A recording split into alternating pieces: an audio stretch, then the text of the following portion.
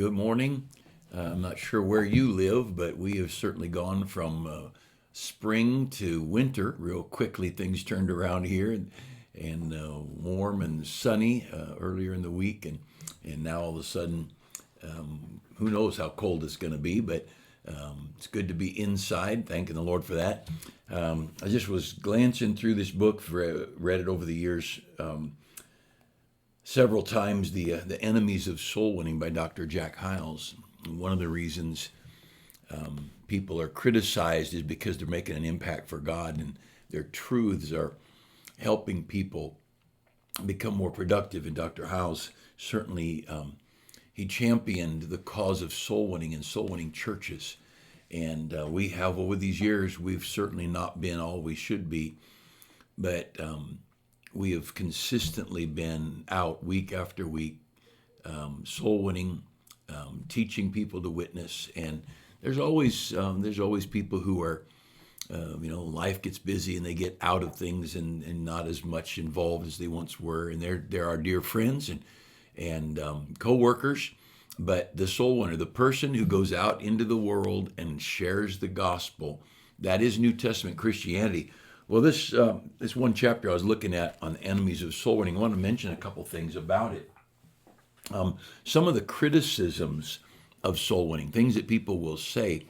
One is soul winning is not a method of church building. People will say, well, you get all these people saved, where are they? You on a big day, like we might go out and preach to 10,000 people on a big Sunday out in public places. That is New Testament Christianity. Mark chapter 16 says they went forth and preached everywhere, the Lord working, the Holy Ghost working with them, preaching and getting the gospel out across the land. That is New Testament. We've got this idea of the reason I go talk to people is so I'll build my church. No, that's not it at all. I go talk to people because people need to get saved, because Jesus said, go into all the world and preach the gospel to every creature. The homeless person, the rescue mission, the people that you meet that you'll never see again. Met them on an airplane. I don't know how many people I've led to Christ on public transportation. You're thrown within inches of each other, and you'll sit there for a half hour or 4 or 5 hours. Or international, there was a gal visiting her family here in America, and she was flying back to the Philippines. She was a teacher in, I think it was a Catholic school she taught at. If I remember, it's been a long time ago, 6 months or 4 months ago. But we just chatted off and on, little by little, dropped a little bit. I mean, we were going to be together, within an inch or two of each other for 14 hours. I didn't have to hurry things. But long before we landed in Manila, she was bowing her head, putting her faith in Christ, not in the Pope, not in the priest, not in the Eucharist, not in the church, but in Jesus, and trusting Christ as her Savior. And I'll probably never see her again. I believe I'll see her in heaven. But so one of the criticisms is where are those converts? And it's not building. We don't go soul winning to build churches. We go soul winning because it's the right thing to do. Number one. Number two, our command is not to build churches. Jesus said, upon this rock, I will build my church. Our command is to go. Some people will say, where are the converts? Where are all these people? Remember when Jesus healed the 10 and only one came back to him there in Luke chapter 17? And he asked, where are the 9? He asked the same question, but it didn't mean he didn't heal all 10. And when he preached to the 5,000, they all came to hear, and then he preached to smaller groups, and it got down to where he was on the cross. John was left and a couple of ladies. Depending on the circumstances, people may not always hang around, but where are the converts? I'll tell you a good story of that. I was speaking at one of the split sessions, I think it was at Brother Fugit's conference some years ago. And I just was talking about, I'm not sure what the subject was. He's had me speak on a couple of different subjects, but a church growth conference, a good conference at Lexington, Kentucky, and at Clays Mill Baptist Church. But a pastor came up to me, and I think he's pastoring in Michigan, but it didn't matter where, preacher. He came up and said, thanks for the message. He said, do you remember me? No idea. And he said, and he dated a youth conference at our church in the tent. Our first or second tent, so it had to be within the first 10 years of our church. But between the 5th anniversary and the 10th anniversary, we had 2 tents up on that property, and one didn't last too long, and then the next one. But he said, I came to your youth conference with another group, a church that had started and then closed. Church didn't last very long. And he said, I came with that group of people, and I came, and either he was saved already or he got saved that night, but I baptized him, which is very unusual. I wouldn't usually baptize somebody from another church. But I said, really? He said, oh yeah, I got baptized in the tent, in the horse trough, at your church, at the youth revival or youth conference, whatever it was we were running. And no kid, now he's a pastor. And the next time, I think the next year, he brought his baptism certificate with my signature on it. And sure enough, I guess I did baptize you. And where are the converts? You know what? They are all over. And we have met people. Oh, so often we meet people. Of course, in our community, our bus workers and soul winners, they'll meet people knocking on doors. I rode your bus as a child and got saved. And I remember I was up in Redding, visiting family up there, and there was a handful of us at dinner together at just a common restaurant, maybe like a Denny's, or I don't know, nothing as nice as Sizzler, but a casual kind of a dinner. And I just got talking to the waitress a little bit about the gospel each time she came, a little bit more, and I finally drew the nets. And if there's no reason you wouldn't want to get saved, or is there a reason you wouldn't want Christ to save you? No reason at all. And I said, I know you're at work, and I don't want to put any pressure on you. And it's not the prayer, it's not the prayer that saves you. It's faith in your heart. But I said, I'd be happy to pray a brief prayer with you. And she said, just a minute. She went and did whatever she was doing next, came right back, said, all right, I'm ready. And I thought, you wonder what's really going on in people's hearts. Well, anyway, so she prayed with me at the table, trusted Christ. And during that time, every time she'd come, people kind of turn away and leave us a measure of privacy, even though we were surrounded by other people, but they were all talking among themselves.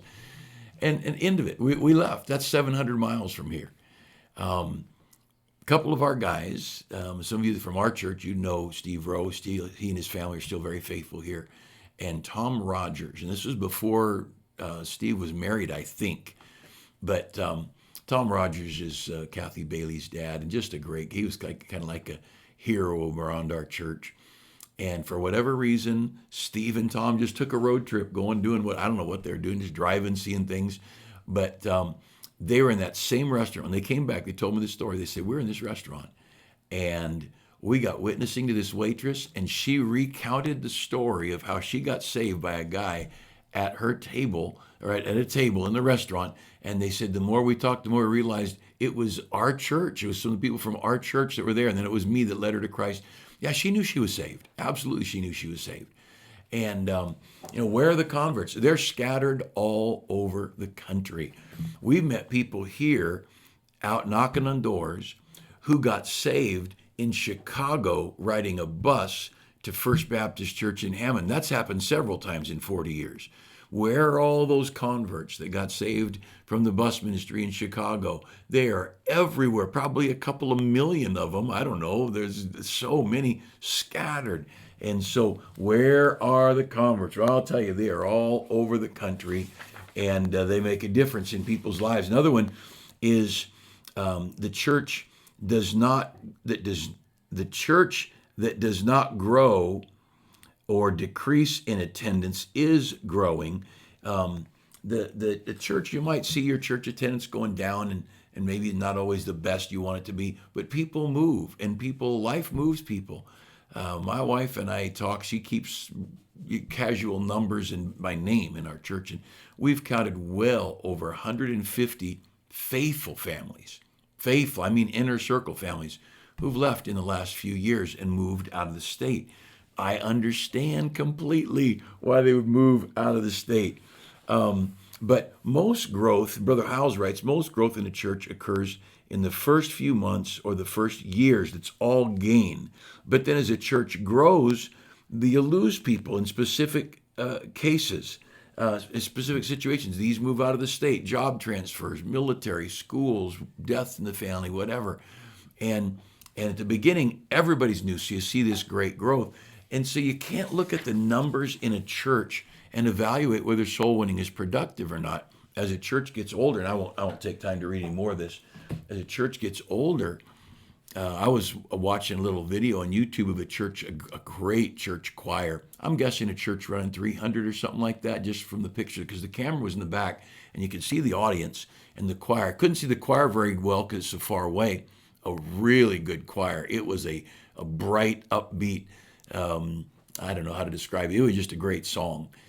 Good parts and just a good song. But I'm looking at the audience, and they're almost all gray heads. Now, there were young people in there, scattered some, but the majority, well, churches get old. And depending on who the pastor is, I'm older, so I'm going to naturally draw older people. Now, I've got a young staff. That's at least I did something right. I've got 3 staff members under 40, men on our pastoral staff who are under 40. And so that's a little hope. One under 30 and 2 under 40.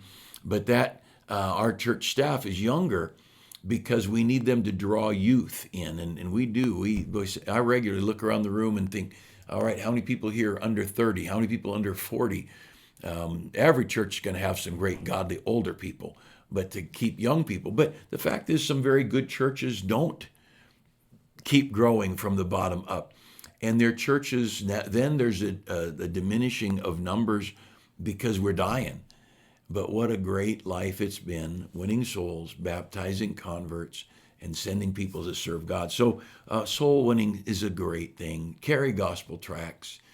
Give out tracts at the grocery store. Give out tracts wherever you go. Talk to people. Visit people. Let's be soul winners. I want to mention a very tragic scenario, series of verses here in the book of 2 Chronicles today. And I've been reading about this lately. I'll just read a verse first. 2 Chronicles 31:21. It talks about Hezekiah, good king, and in every work that he began in the service of the house of God and in the law and in the commandments to seek God, he did it with all his heart and prospered. Hezekiah was a great, prosperous king. The priests, he brought revival. He rebuilt things and he cleaned up things and straightened out things, and he caused some trouble to people. We're not having that go on, and we're going to open the temple and rebuild and get the offerings back. And the story's great. The farmers prospered. The priests and religious leaders prospered. The nation prospered so much. It was just great under this godly king, Hezekiah. He died. That happens. People die. Well, the guy that took over was his son, Manasseh. And Manasseh, he goes on to 2 Chronicles chapter 33. Manasseh was 12 years old when he began to reign, and he reigned 55 years in Jerusalem, but he did that which is evil in the sight of the Lord, and it just became a tragic story. Now, Manasseh changed things. Manasseh turned from the things his dad was doing. Now, here's the situation. There is no logic. There is no careful study and planning that says we will be better off if we turn from these things to these things. Manasseh was following an incredibly successful, blessed, prosperous king. Why would he change anything? Why would he change anything? It was working. And so here he is. And he changed over in 2 Kings 21. If you want to read about it, you can read the Kings and Chronicles mirror a lot of the same stories, but they always add something. So if you're studying a king, you want to make sure you read both sides. But there was no common sense that led Manasseh to change. There was no wisdom in his decisions to change, move, rearrange. He just did it his way, and he did it an evil way, and he turned away from God. And it's a sad story, but we see it in churches in America. We see it in families. Here's a good church-going, Bible reading, serving family. They teach Sunday school. They work in the nursery, sing in the choir, and they raise their kids up. And it's a happy home, and it's a blessed home. And then the kids get out of church, or they go to some contemporary church where they listen to rock music and they don't serve. Why? There's no logic in it. You saw what worked. Why would they change? Well, then Manasseh, his son Ammon took over. And Ammon followed in the footsteps of his vile and corrupt dad, Manasseh. So here's Hezekiah, a good king. Here's Manasseh, his son, who chose to ignore the blessings of a godly separated life, and he chose a life of compromise and brought ruin to the nation. Ammon grew up underneath Manasseh, and he just kept it going. He followed in his dad's footsteps and brought all kinds of corruption. Well, then you go a little bit further on in the story, and you find a young man named Josiah.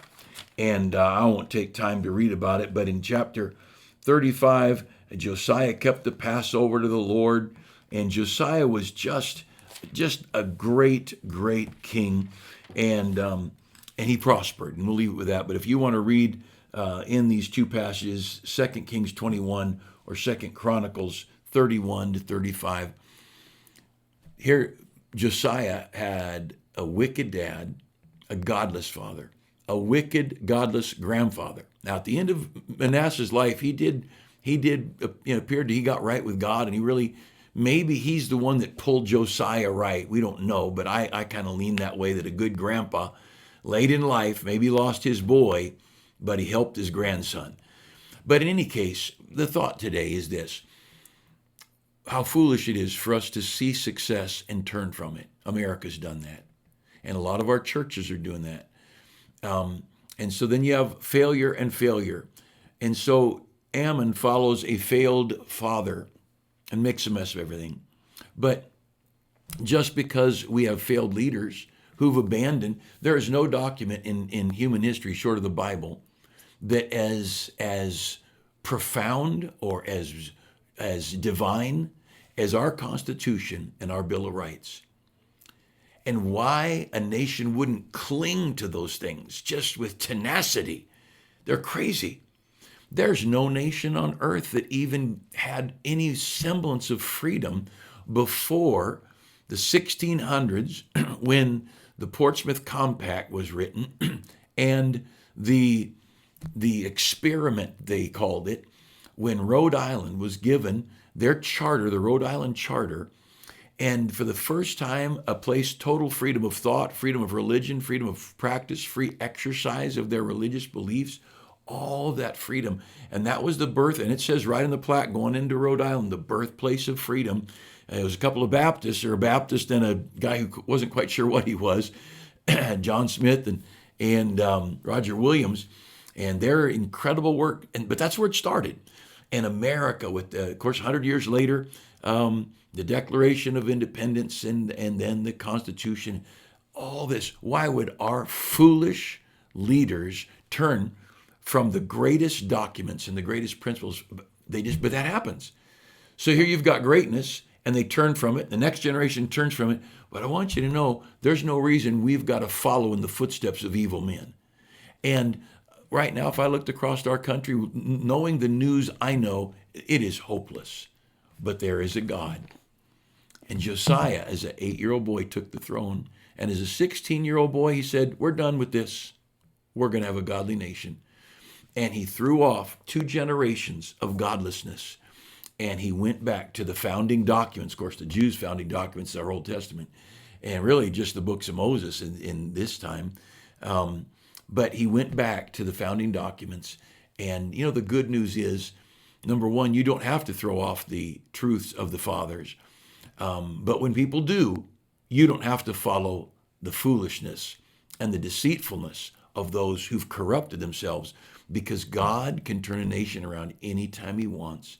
And anytime, if my people, which are called by my name, will humble themselves and pray and seek my face and turn from their wicked ways, I'll hear from heaven, will heal their land, will forgive their sin and heal their land. Blessed is the nation whose God is the Lord. We as a people, let's turn back to God. And let's get more people to turn back to God. Let's urge people to church. Let's urge people to Bible reading. Or let's urge people to Sunday school attendance, because God can heal our land. And I happen to be a pro-Trump person. I like the guy. He's got idiosyncrasies, but look at the left. You want to talk about idiosyncrasies? They've got perversion and corruption.